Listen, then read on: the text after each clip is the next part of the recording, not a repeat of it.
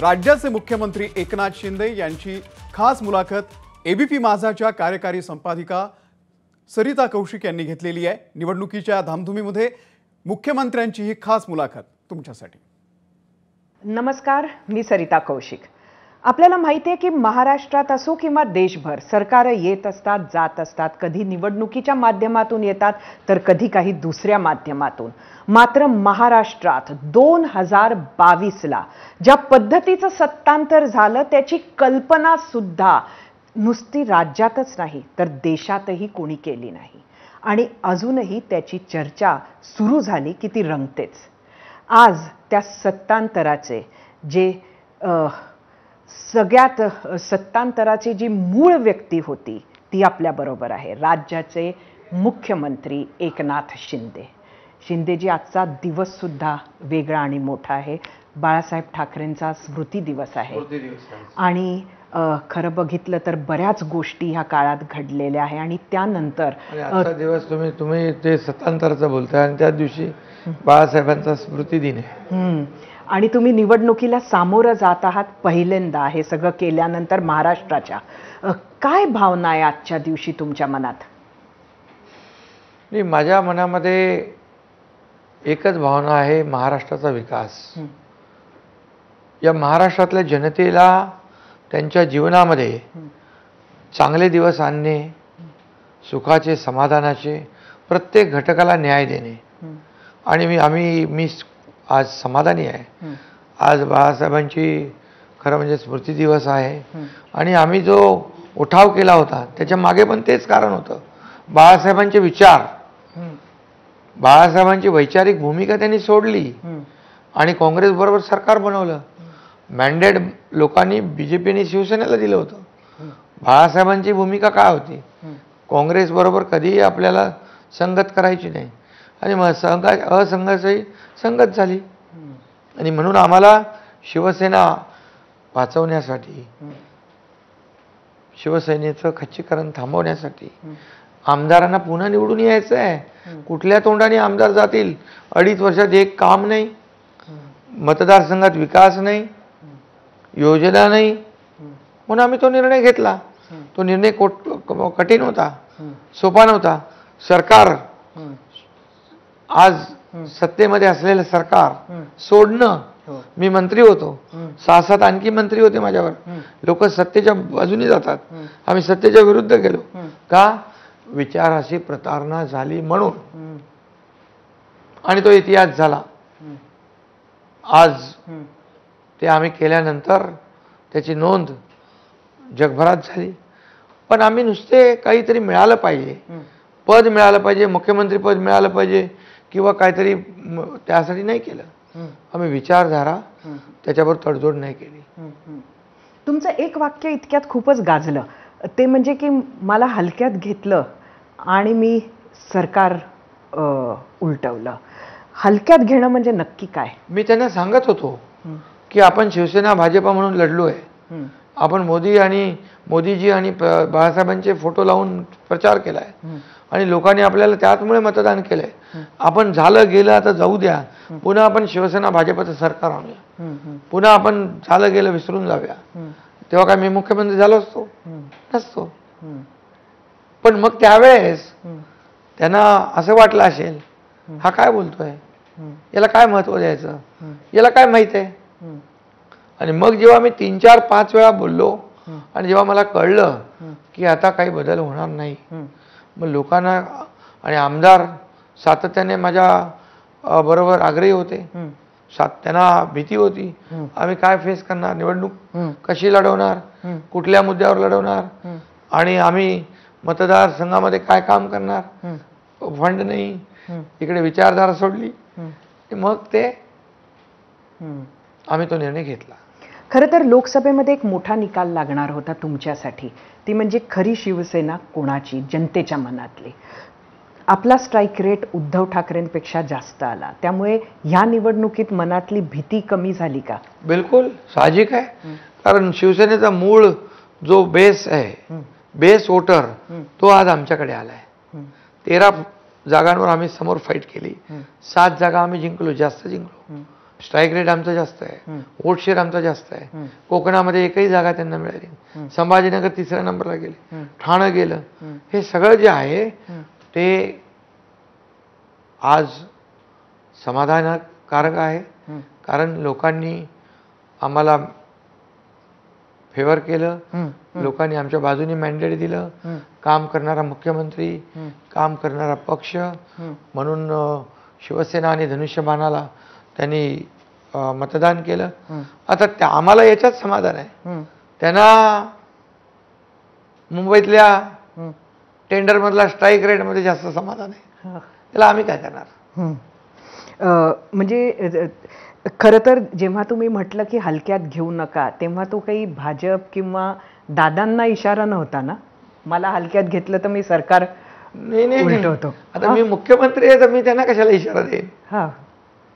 हा इशारा जो आहे, हा इशारा म्हणजे मी त्यांना बोलून झालं, मी त्यांना वारंवार कन्व्हिन्स करत होतो की आपल्या राज्यामध्ये लोकांनी जे आपल्याला मतदान केले, हा विश्वासघात लोकांचाही आहे, हा लोकांच्या मॅन्डेटचा विश्वासघात आहे. तर आपल्याला हे दुरुस्त करायला पाहिजे.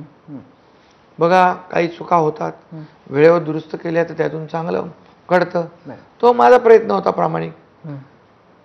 त्यांनी ते आपण मुख्यमंत्री आहातच जसं आपण म्हटलं तसं, मात्र येणाऱ्या काळात महायुतीचं सरकार येणार हा आपला विश्वास आहे आणि त्यामुळे मुख्यमंत्र्याचा सुद्धा प्रश्न समोर आहे. फडणवीसांनी सांगून दिलं ते रेसमध्ये नाही, अजितदादांनी सांगून दिलं ते रेसमध्ये नाही. तुम्ही तरी रेसमध्ये आहात की नाही? बघा, आमच्यामध्ये कुठली रेस नाही आहे.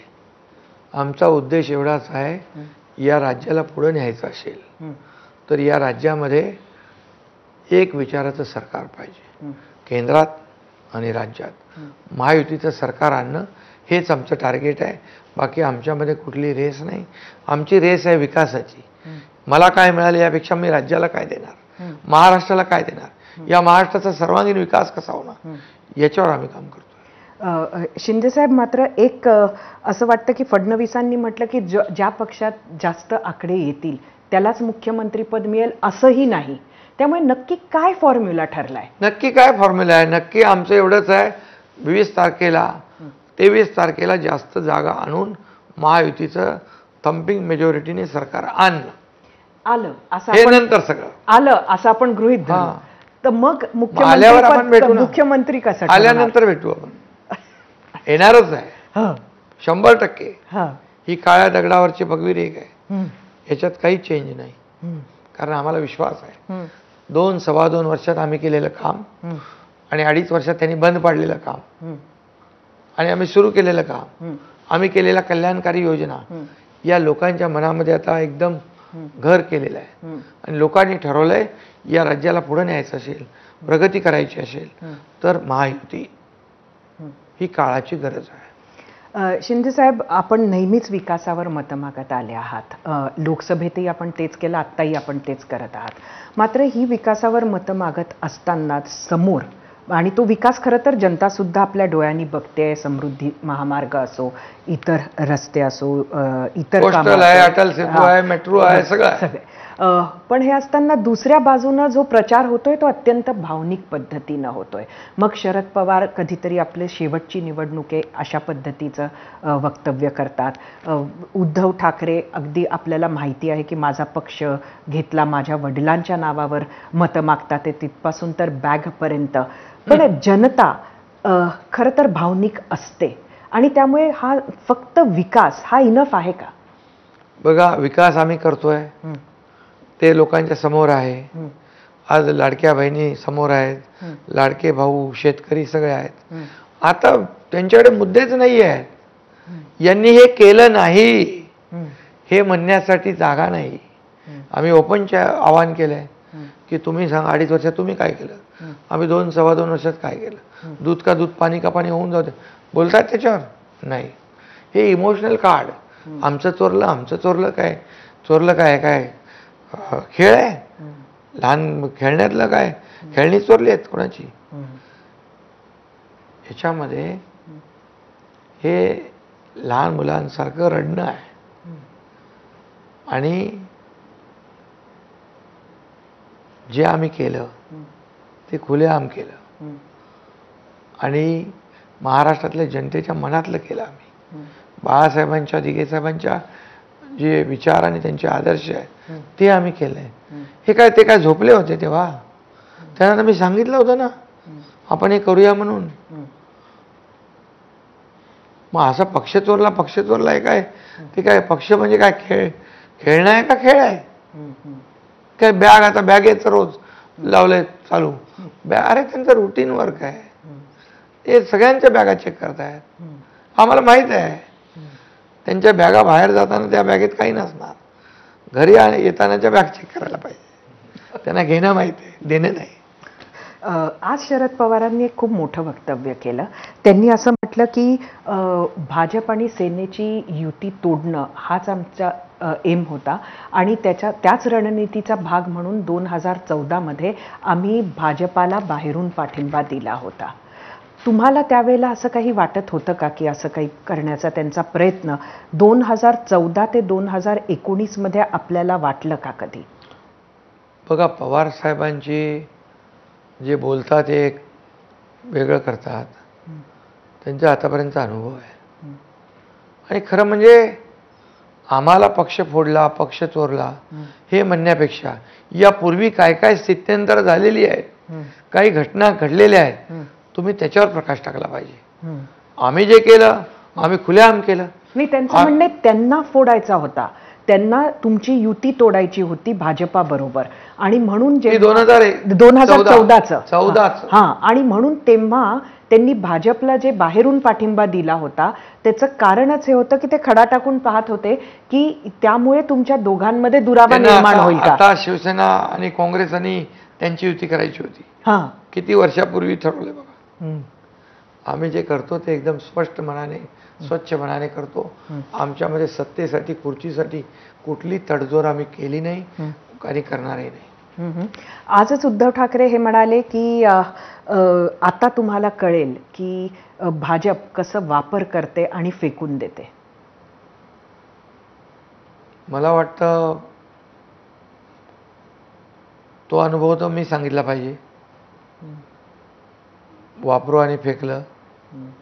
आता वापरलं आणि फेकलं कोणी? यूज अँड थ्रो कोणी केलं? या एकनाथ शिंदेने आयुष्य घालवलं शिवसेनेसाठी. आणि तुम्ही या एकनाथ शिंदेला जे मी म्हणेन ना, म्हणजे संघटन वाढणं म्हणजे बाळासाहेबांच्या बरोबर अनेक नेत्यांनी काम केलं. शिवसेना वाढवली, मोठी केली. बाळासाहेबांनी कार्यकर्त्यांच्या मागं उभं राहण्याचं काम केलं. तुम्ही काय केलं? कार्यकर्त्यांना तोडले. एवढे नेते, एवढे आमदार, एवढे खासदार, लाखो शिवसैनिक काय येतात सोबत? याचं कारण कार्यकर्त्याला जपण्याचं काम बाळासाहेब करायचे, ते यांनी केलं नाही. म्हणून शिवसेना आणि हे सगळं जे काही राज्यामध्ये सत्तांतर झालं त्याचं मेन कारण ते आहे. आज आपल्या स्वतःचा जो मतदारसंघ आहे तिथं फारसं प्रचाराला कोणी आलं नाही विरोधकांकडनं, पण तिकडे केदार दिघे उभे आहेत. दिघे ह्या आडनाव समोर असताना कसं वाटतंय लढताना? आनंद दिघे साहेब आणि दिघे, केदार दिघे याच्यामध्ये खूप जमीन आसमानचं अंतर आहे. दिघे साहेब माझे गुरुवर्य, त्यांचा आदर्श घेऊन मी पुढे चाललोय. त्यावेळेस कधीच मला हा केदार दिघे दिसला पण नाही त्यांच्याकडे. त्यामुळे नावाने मी काय जास्ती आणखी उदाहरण देऊ इच्छित नाही. एकनाथ शिंदेचं काम करतोय, लोकांना भेटतोय. आज इतके वर्ष लोकांची जो जिव्हाळा आणि जे नातं निर्माण केले, त्यांच्या संकटात धावून देण्याचं काम केले, ते लोक कसं विसरतील? शिंदेसाहेब, माहीमच्या जागेवरून आपल्यात आणि राज ठाकरेंमध्ये संबंध थोडे गडबडलेत का? नाही, थोडा कम्युनिकेशन गॅप नक्की झालेला आहे. शेवटी कसं आहे, तेही एका पक्षाचे प्रमुख आहेत, मी एका पक्षाचा प्रमुख आहे, मुख्यमंत्री पण आहे. शेवटी काही गोष्टी ज्या आहेत, काही गोष्टींची चर्चा वेळेवर होणं आवश्यक असतं. शेवटी कार्यकर्ता त्यांनाही जपायचा असतो, आम्हालाही जपायचा असतो. आणि शेवटी पक्ष चालवायचा आहे. बरोबर. तर सगळ्या गोष्टी आपल्याला म्हणजे ते तसे आमचे स्नेही आहेत, मित्र आहेत आणि आमच्यामध्ये कधी असा वादविवाद होऊ नये अशी माझी इच्छा असते, त्यांची असते. आता निवडणुका आहेत, आता अगदी आपण काय म्हणतो त्याला पीकवर आहोत, बघूया. नंतर मात्र परत एकदा संबंध नॉर्मल करण्याचा प्रयत्न होणार का तुमच्याकडनं? असं काय कायमचं कोणी राजकारणामध्ये कायमचा कोणी शत्रू, कायमचा कोणी मित्र नसतो. जागा वाटपात तुम्हाला मनासारख्या जागा मिळाल्या का, की अजून जास्त हव्या होत्या तुम्हाला? आमचं एकच ध्येय आहे की नाही, तुम्ही मगाशी जे म्हणालात कायमचा शत्रू कायम, असं आमच्यामध्ये काही मतभेद नाही आहेत. म्हणजे राज ठाकरे आणि आमच्यामध्ये असं काही विसंवाद पण नाही आहे, असं कुठले भांडण पण नाही आहे. चर्चा जी आहे ती एकीकडे म्हणजे वेळेवर काही गोष्टी चर्चा व्हायला पाहिजे होत्या, ते झाले नाही. काही कम्युनिकेशन गॅप आहे होता, बघू त्याच्यातून काय. असं सांगितलं जातं की लोकसभेमध्ये आपल्याला सर्वे सांगून बऱ्याच जागा बदलल्या, त्याबद्दल बरीच पब्लिक चर्चा सुद्धा झाली आणि आपल्याला काही कमी जागा सुद्धा मिळाल्या. मात्र ह्या खेपेला आपण खूप ताकदीनं स्वतःच्या जागा मागून घेतल्या असं सांगितलं जातं आणि आपली जी हवी ती लोक आपण उतरवलीत. हे खरं आहे का? नाही, खरं म्हणजे बघा, माझ्याबरोबर जे होते त्यांना उमेदवारी देणं ही माझी जबाबदारी होती आणि महायुतीमध्ये ज्या रेशोप्रमाणे जागा मिळायला पाहिजे होत्या त्यापेक्षा आम्हाला महायुतीचं सरकार, महायुतीच्या जागा मेजॉरिटीमध्ये कशा येतील हा उद्देश आमचा, हे आमचं टार्गेट आणि आमचं फोकस ते आहे. बटेंगे तो कटेंगे हे भाजप मोठ्या प्रमाणामध्ये समोर नेतोय हा मुद्दा. आपण तसं त्यावर शांत आहात, पण त्यांच्याच पक्षातून सुद्धा त्याला विरोध होतोय. अजित पवार सुद्धा ते मान्य करत नाहीये. आपण कसं बघता? कसं आहे, तुम्ही याचा अर्थ कसा, इंटरप्रिटेशन कसं कराल त्याच्यावर आहे. जर समजा महाविकास आघाडी फेक नॅरेटिव्ह पसरवून सगळ्यांना एकत्र आणून मतदान करा म्हणतात, मग जर यामध्ये सगळ्यांनी एकत्र येऊन तुम्ही लोकशाहीमध्ये मतदान करा, मतदानाचा टक्का वाढवा, जसं ब्रिटिश डिवाइड अँड रूल करायचे तसं काँग्रेस करतंय, मग त्याच्यामध्ये आपल्या लोकांना आवाहन करणं, अपील करणं, कुठे त्याच्यामध्ये जातीवादीचा, धर्माचा कुठे काय तेढ निर्माण केलेली आहे. जर मतदान वाढवण्यासाठी सगळ्यांनी एकत्र या आणि एक व्हा, याच्यामध्ये काय गुन्हा आहे? एक अजून इंटरेस्टिंग फॅक्टर आम्ही तुमच्याबद्दल गेल्या अनेक महिन्यांपासून बघतोय आणि ते म्हणजे जरांगे आणि मनोज जरांगे आणि तुमची जी काही एक रिलेशनशिप आहे. म्हणजे आजकालची जी मॉडर्न जनरेशन आहे ते रिलेशनशिप स्टेटस विचारतात किंवा तुमचं काय आहे, म्हणजे आत्ता ब्रेकअप झालेलं आहे की कॉम्प्लिकेटेड रिलेशनशिप आहे की अजूनही पार्टनरशिप सुरू आहे. नक्की तुमचं आणि जरांगेंचं रिलेशनशिप स्टेटस काय आहे? बघा, तुम्हाला मी सांगतो, मी मुख्यमंत्री आणि ते एक सामाजिक कार्यकर्ते, समाजासाठी ते लढत होते. जिथं जिथं मदत करायची मुख्यमंत्री म्हणून माझं कर्तव्य होतं. मी घेतलेली भूमिका स्पष्ट आहे, कुठे ते आडपडता नाहीये. मी सांगितलं मराठा समाजाला आम्ही न्याय देणार, पण ओबीसी अन्य समाजावर अन्याय न करता, ही भूमिका आमची स्पष्ट आहे. आणि आमच्या सरकारमध्ये त्यांना कुणबी प्रमाणपत्र मिळत नव्हते, ते आम्ही देऊ लागलो. जस्टिस शिंदे कमिटी गठीत केली, मागासवर्ग आयोग पुनर्गठित केला, इम्पिरिकल डेटा गोळा केला, सोशली एज्युकेशनल बॅकवर्डनेस प्रूव्ह केलं, 10% आरक्षण आम्ही दिलं. त्याचा आता फायदा घेत आहेत. तर याच्यामध्ये कुठलाही आमचा अंतर्गत आतून एक बाहेरून एक काही नाही, जे आहे ते स्पष्ट आहे. सॉफ्ट कॉर्नर खूप प्रचंड आहे तुमच्यासाठी. आम्ही केलंय सरकार म्हणून, पण फडणवीसांवर ते एवढा राग त्यांनी केलंय. ते मुख्यमंत्री असताना त्यांनी आरक्षण दिलं, मी त्यांच्यासोबत होतो. पण तुमच्यावर एवढं प्रेम, त्यांच्यावर एवढा राग, आता हे तुम्ही त्यांना विचारायला पाहिजे. आता तुम्हाला मी सांगतो, देवेंद्रजी जेव्हा मुख्यमंत्री होते तेव्हा आम्ही त्यांच्या नेतृत्वाखाली मराठा समाजाला आरक्षण दिलं, हायकोर्टात टिकवलं, सुप्रीम कोर्टामध्ये महाविकास आघाडीचं सरकार आलं आणि ते रद्द झालं.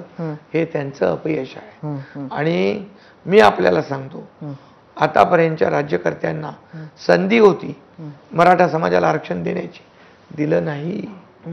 फक्त समाजाचा वापर करून घेतला, सत्ता मिळवली, पदं मिळवली. पण हे लोकसभेत समाजाला कळलं नाही असं वाटलं निकाल बघून. तुम्ही जे म्हणताय नाही, ते त्याच्यात वेगवेगळे फॅक्टर होते. तेव्हा त्यांनी दिलं पाहिजे होतं, आम्ही दिलं. आता आम्ही दिल्यानंतर तुम्ही ते सुप्रीम कोर्टात टिकवलं नाही, देवेंद्रजींनी दिलेलं. आता आम्ही दिलेलं हायकोर्टामध्ये तुम्ही त्याच्या विरोधात जाताय. कोण आहेत ते लोक? बघा ती माणसं. म्हणजे तुम्हाला द्यायचं नाही, दिलेलं भगवत नाही, याचा समाजाने नक्की विचार केला पाहिजे. जरांगेंनी उमेदवार उभे केले नाही, त्याचा तुम्हाला फटका बसू शकतो का? बघा, आम्ही आमचं काम करतोय, समाजालाही माहीत आहे की सरकारने काय केलेलं आहे, आणि आम्ही विकासाच्या अजेंड्यावर काम करतोय. शेवटी त्याला तर लोक न्याय देतीलच ना. जे 2.5 वर्षामध्ये पूर्ण ठप्प होतं ते आम्ही सगळं सुरू केलं, योजना सुरू केल्या, लाडकी बहीण, लाडका भाऊ, इतर सगळ्या योजना. त्यामुळे लोक त्याचा नक्की या निवडणुकीमध्ये विचार करतील, त्या कामाची पोचपावती देतील. शेवटचा प्रश्न, एक इतके वर्ष राजकारणात राहिलेली व्यक्ती म्हणून, अनालिसिस म्हणून, जी काही परिस्थिती आहे ती बघता महायुतीला किती जागा मिळतील? थॉम्पिंग मेजॉरिटी, पूर्ण बहुमत महायुतीला मिळेल. लोक वाट बघतात 20 तारखेची मतदान करण्याची. हे मी विश्वासाने, खात्रीने सांगतो. महाराष्ट्र फिरतोय मी, चेहरे ओळखतो. शिंदे साहेब, आपले खूप खूप धन्यवाद. आपण वेळात वेळ काढला. आम्हाला माहिती आहे तुमचं शेड्यूल कसं सुरू आहे, आणि येणाऱ्या आपल्या निवडणुकीसाठी आमच्या शुभेच्छा. थँक्यू, धन्यवाद. एबीपी माझा, उघडा डोळे बघा नीट.